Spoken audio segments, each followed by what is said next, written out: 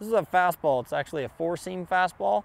All we're doing here is putting our hands across the horseshoe.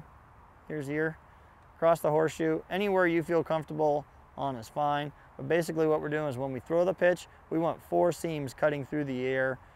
And it's just a straight fastball. It's a power fastball. You can throw it the hardest, and again, it's pretty much the straightest. Or sometimes it can give the illusion when it's thrown hard enough that it's actually rising. It's not. It just creates that illusion because the ball is staying up flatter longer. So that's a 4-seam fastball, just thrown across the 4 seams. Next one's a 2-seam. Throw it across the 2 seams here. Again, it's throwing your index finger and middle finger. All it is thrown across the top. It can be thrown across the horseshoe, anywhere on the ball, as long as you're running 2 seams through the air. That's all we're looking for. Some guys like to offset it, and that runs like a single. That creates a little more movement too. It's still technically a 2-seam fastball, even though you're not really getting 2 seams anymore through the air.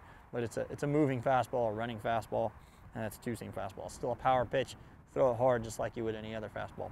So next thing we have is a curveball. My curveball, I come across this part of the horseshoe.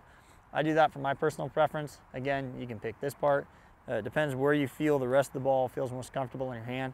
Anywhere along the 4 seams will work, although I have seen some pitchers throw it across the top of the horseshoe and still create 4-seam action down. All they're trying to do is create 4 seams breaking through the zone or breaking through the air, and depending on their arm angle, they're going to alter where they grip the ball or how far around.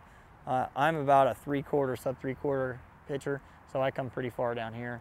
You get more over the top of the ball, you come way out here. It doesn't matter, it's just comfort. Like I said, Carson here throws the ball on this end of it. I throw up on this end of it. Not much difference, just one little shift.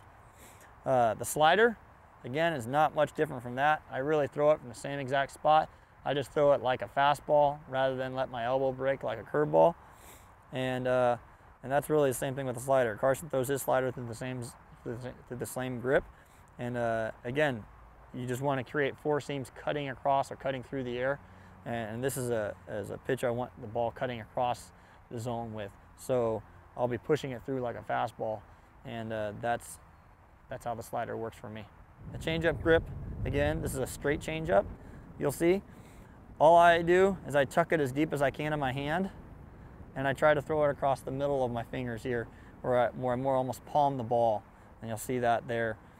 All I'm doing, sucking it in, creating it deep. You can't throw a ball hard with it deep in your palm. Throw your fastball at the end of your fingers. So a changeup is deep. It can be anywhere really with the grip. I like to work it where only 2 seams cut through the air. I get a little more action and push that way. So I run my middle finger and my ring finger right across the top of the seams here. And that's my changeup. That's a straight change. A circle change, not much different. Here's an open circle or a big circle. You're just tucking it here. It may push a little bit more on your palm, and a tight circle is closing that finger here. Again, pushing a little more on your palm.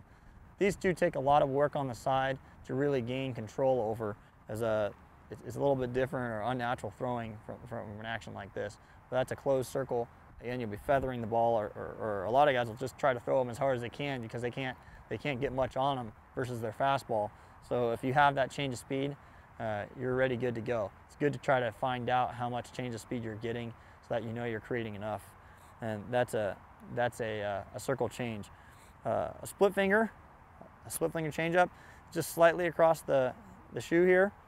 That's all we're doing, across the split of the ball. Again, working it with 2 seams. Wouldn't want to throw that with 4. It's 4 seams cuts the ball too straight, especially when I'm throwing in a fastball action. So I'll cut it across 2. I'll create a little action on it. It'll create me some movement, and I have less seams biting through the air, and it creates more of a movement when the air hits it. So that's my split finger. A fork ball, again, it's just tucked a little further.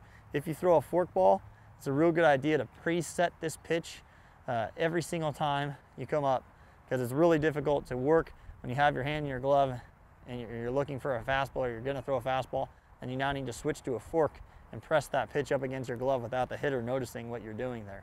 So unless you can very simply go from a fastball or a curveball straight into a split without pushing it against something, I can't. It's a good idea to preset that pitch before you even get it, before you even get on the rubber, before you even get on the mound. So preset that pitch, look and get your sign, and then when you come set, it's very simple to switch to a curveball versus trying to switch from a curveball to a split. It's easy to switch from a split to a curveball or from a split to a four-seam fastball.